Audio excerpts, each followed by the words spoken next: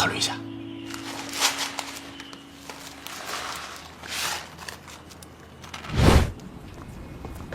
韩老师，昨天你为什么先离开了？我家里有事啊。 Sasa Shao Song anamuuliza Mr. Tao, kwa nini uliondoka kabla ya mchezo kuisha? Anamwambia ina maana ulikuwa huoni kwamba tumeshapoteza mchezo? Sasa wewe kwa nini unatukatia tamaa? Teacher kampiga kwenye bega. Sikiliza Shao Song. Wakati mwingine ni bora tu kuweka nguvu kwenye masomo. Labda pengine utakuja kwenda chuo kikuu. Lakini sasa una focus katika mchezo ambao mara kwa mara tunashindwa. Sasa hata ukisema kwamba utacheza mara ngapi kuna kushinda kweli? Washiriki wenyewe si umeona morale yao? Lakini watu waondokagi bila kuaga. Kusema kwani wao wanataka? Unajua sisi bado hatuna ule ukaribu wa kawaida. Ukiwa unamaanisha nini sasa? Hata kwenye maisha kwamba tuishi hivyo. Teacher akaona mwanafunzi wake mwelewa, akaona isiwe shida. Umeona mambo haya? Basi kijana anasema anataka kocha mwingine. Sasa hapa wakiwa wanazungumza wao wawili, mwambia nina wazo. Labda kwa kuwa tumeshafikia hitimisho la kuifuta hii timu, mimi nafikiri itakuwa ndo wazo ambalo inabidi tulisimamie. Watoto wenyewe wazazi wao wana wasiwasi nao, wanataka wasome kwa juhudi, huku sisi tumekazania mambo ya michezo. Kwa hiyo hiko ndo kitu pekee ambacho nakifikiria sasa kuhusiana na timu yake. Sasa ulitaka nifanye maamuzi gani? Maana yake sasa unaweza ukaona hali jinsi ilivyo. Kwani kwa nini unafikiria kwamba mimi nataka kuwadhuru au kuwaumiza mioyo yao vijana? Sasa huyu ni mshikaji wake, wanafanya kazi wote. Anaitwa Mr. Shao Bai. Haya, tunaendelea mbele. Mimi naitwa Michael Lukindo, Mr. Informer. Burudani kama kawa. Chuma kinaitwa My Hood. Karibu sana. Tukiwa tumefungua katika chapter ya 3. Mambo si mabaya, mambo ni mazuri kwelikweli. Kijana mdogo jina lake Ban Shao Song au Baby Song anarejea maskani. Mama yake ni mtu wa kuzauza hoteli. Wanapomwona mtoto wao huwa wanafurahi sana. Ndio kitoto chao wanachokipenda kweli. Vipi, mbona leo uko hivyo? Umepooza sana mwanangu. Hebu niambie shida nini, huna furaha? Baba yake akasikia. Bosi wangu umekuja? Angalia, nimekuletea hizi. Ulikuwa unaniombaga nikuletee hizi Sasa hizi ni mpya zimetoka. Waga namletea magazeti ya watu wanaofanya vizuri katika michezo ya baseball. Nini kimetokea? Sijui, mtoto wako amekuja tu yuko hivi. Hana furaha hata kidogo. Sasa upande ule kuna mteja mmoja alikuwa anataka apewe bili. Mama akaenda kudili naye. Baba akawa yuko na kijana wake.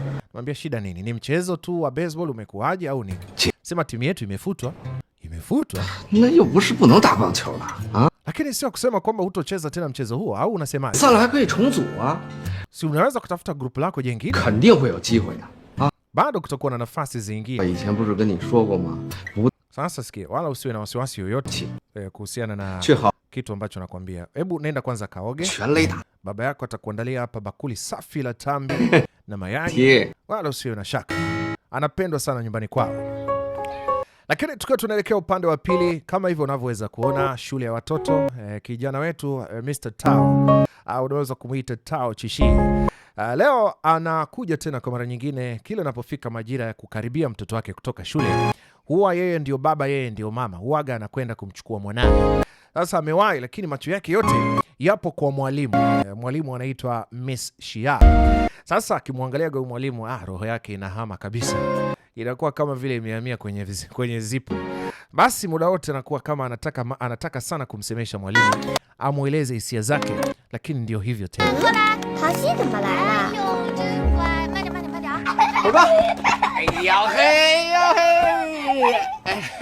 Baba na mwana wanakutana kwa mara nyingine wakiwa wako happy kulikweli. Vipi, umepigana tena na watoto wenzio? Anasema hapana. Haya, rudini darasani, kimbieni. Haya, mabinti, kimbieni. Gwagwa, sasa anamuita Gwagwa, kumbe yuko na dingi yake. Teacher kaenda kumfuata mwanafunzi wake. Monsieur, vipi? Gwagwa. Haya, nenda haraka darasani. Taachwa na wenzio. Haya, haraka. Mambo? Monsieur, vipi? Mnaendeleaje? Vipi? Si darasa lakini wameshamaliza ratiba. Monsieur, unafanya kazi sana. Unafanya kazi sana. Lakini wote sisi tunafanya kazi sana. nafikiri tungepata muda wa kupata kakinywaji kidogo. Najua sehemu ambayo wanapika chai nzuri sana. Nzuri sana, utaipenda sana. Hapana, lakini mimi hapana, siwezaki kujihusisha na mambo binafsi. Lakini kwa nasema kwamba labda kama utaenda tu siku moja. Sinajua kama leo utakuwa busy. Tunaweza tukaandaa siku nyingine. Sisi wote ni walimu, wewe mwalimu, mimi mwalimu. Unaonaje Mr. Tao? Nafikiri ungefikiria zaidi sana kuhusiana na mwanao tu zaidi. Gwa, mimi hapana. Ni kweli. Ni kweli. Aya, samahani, basi mimi nina ratiba nyingine. Sawa, au labda pengine nikabadilisha ili nani. Sasa mwalimu alikuwa anamtolea nje. Mwamba alikuwa yuko speed kweli kweli. Hana muda wa kulaza damu. 那个狗华，我跟你商量个事儿呗。说呀。你明天到幼儿园以后啊，悄悄跟夏老师说你过生日，邀请他到我们家来一起给你过生日。可是我不是明天过生日啊。你不过生日，夏老师怎么能到我们家里来玩呢？可是我就不是明天过。 Sasa baba na mwana wakaanza kupanga mipango. Baba anataka mwanae adanganye kuwa na birthday ili kesho amwalike mwalimu wake aje nyumbani. Sasa kidogo kabinti kana kuaga kanauliza maswali sana. Mwambie wewe mimi nataka nimwandalie kama surprise. Akija tu anashangaa, "Umeelewa sasa?" Haya, sikia nikwambie. Wewe sikiliza, fuata maneno yangu. Mimi nitakununulia zawadi ya birthday. Basi hapo ni sawa. Napenda sana zawadi. Kaka furahi kweli. Ni shauzi. Yani watoto nyinyi. Ulitaka kuninyoshia hapa Baba sio hivyo. Nini sasa? Wewe mtoto wewe. Baba bwana. Unaona mambo. Basi ndio hivyo mtazamaji. Ndinga linakimbia kweli kweli. Baba na mwana wanaelekea zao nyumbani. Wanaishi kwenye apartment moja mahala kule upande fulani za Uzunguni. Na kama ambavyo unaona basi wanakuwa wamefika majira hayo. Maana yake kama unaona wametoka mapema wanafika usiku, hii maana yake ni kwamba wanakotoka ni mbali sana.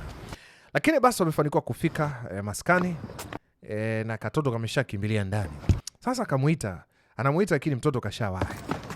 Kwa hiyo basi inabidi yeye sasa aende mwenyewe.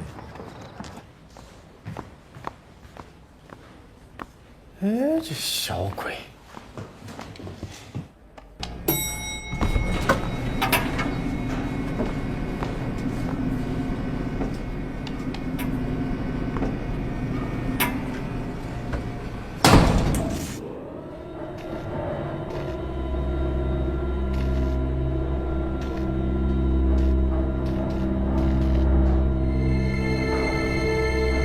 Sasa unaweza kuona jinsi ambavyo Mr. Tao yuko peke yake. Kuna namna fulani anakaa kama vile na wasiwasi hivi baada ya mtoto wake kutangulia. Hana uhakika kile ambacho amekiona, yani kwa maana ya kwamba mtoto wake ametangulia peke yake. Kwa hiyo anakuwa kama na hali fulani ya wasiwasi, na ukizingatia panagiza kila pahali. Kwa hiyo inabidi afuate mfumo huu, kupita katika ngazi alafu lifti, alafu baadaye kuna kutembea kidogo kuelekea sasa katika sehemu ambapo ndipo chumba chake kilipo. Sasa amefika na taa za upande zilikuwa zimezima. Sasa anapata mlango uko wazi. Hii kidogo kwanza ikamshangaza. Anajiuliza lakini upande wa pili anamwona mwanae akiwa kwenye balcony kama anarusha vijimpira. Sasa akajiuliza huyu anacheza na nani? Haya nirushie. Gogwa. Wewe Gogwa. Ni kama ana? Unafanya nini? Si ninacheza.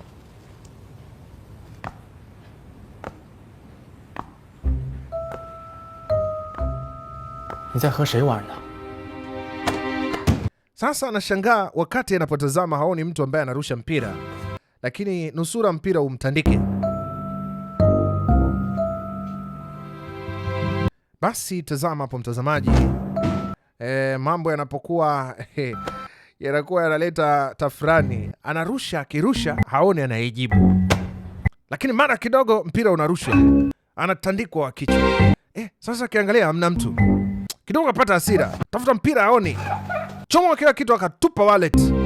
Hasira ile. Naona hii kitu gani? Kuja kushtuka baadaye. Nimerusha nini? Umerusha pochi yako baba. Kuja kushtuka ni pochi yake. Akaona nimeshazingua. Haraka sana inabidi aende kwa dirani, lakini mguu unatetemeka.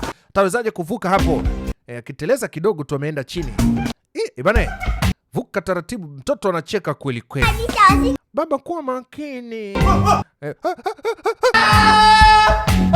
Sasa ni muoga kwelikweli alipotazama chini tu namna hii.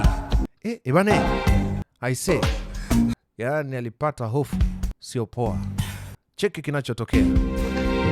Basi akafanikiwa kuruka upande wa pili kwa jirani. Haya basi mtazamaji, hii ndio inakamilisha basi episodi ya 3. Bila shaka unaona hii kidogo inakuwa fupi hivi, lakini nitakupa ndefu inayokuja itakuwa ndefu au vipi? Wala usiwe na wasiwasi. Bado niko nawe na burudani lazima iendelee. Kwa hiyo furahia kile ulichoona.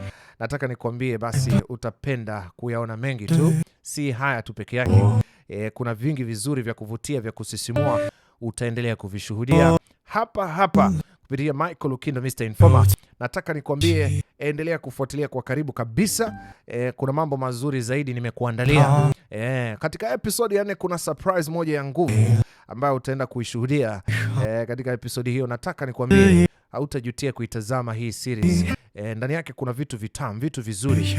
Hakika utaipenda sana.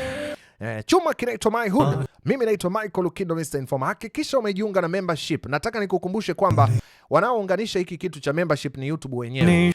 Wewe unachohitaji ni kujiunga tu kupitia akaunti yangu, lakini wao ndio operator wenyewe. Kwa hiyo ukienda katika sehemu ya profile pale kwenye channel yangu, hapo utaona kuna sehemu imeandikwa join. Alafu ukiklik hapo, YouTube wenyewe wanakuletea vifurushi walivyoviandaa. Watakuonesha bei zake, wewe chagua unachoona unaweza kulipia, weka njia ya malipo na kisha watakuunganisha papo hapo. Utaanza kuenjoy zaidi. Nataka nikwambie ni raha sana ukiwa member kwa sababu unakuwa zaidi ya subscriber. Wale rafiki zangu wapendwa kabisa ambao wamefuatilia season zangu na series nyingi nilizozitafsiri, tazama hii inaitwa Dr. Love ambayo nimeitafsiri kwa lugha ya Kiswahili. Nataka nikwambie ni miongoni mwa season kali sana. Ukitazama utaipenda na hautajutia. Nenda katika sehemu ya playlist, andika Dr. Love imetafsiriwa kwa Kiswahili, basi utaiona ni kali sana. Na nyingine ni hii inaitwa Boyfriend, utaipenda pia. Hebu pita katika YouTube na ujionee mwenyewe. Search tu kwenye YouTube yangu hii, andika tu pale Boyfriend imetafsiriwa Kiswahili, utaona nimeitafsiri kwa ufasaha na ni kali sana. Nataka nikwambie basi tunaelekea katika episode inayofuata, episode ya 4, na ndani yake kuna vitu vizuri, vitu vingi vikali, yani kuna surprises za nguvu ambapo basi ukitazama hautajutia hata kidogo. Kumbuka chuma hiki kinaitwa My Hood, nimeitafsiri mimi mwenyewe Michael Lukindo Mr. Informer. Usisahau pia kutembelea YouTube yetu namba 2 ya Mr. Lukindo.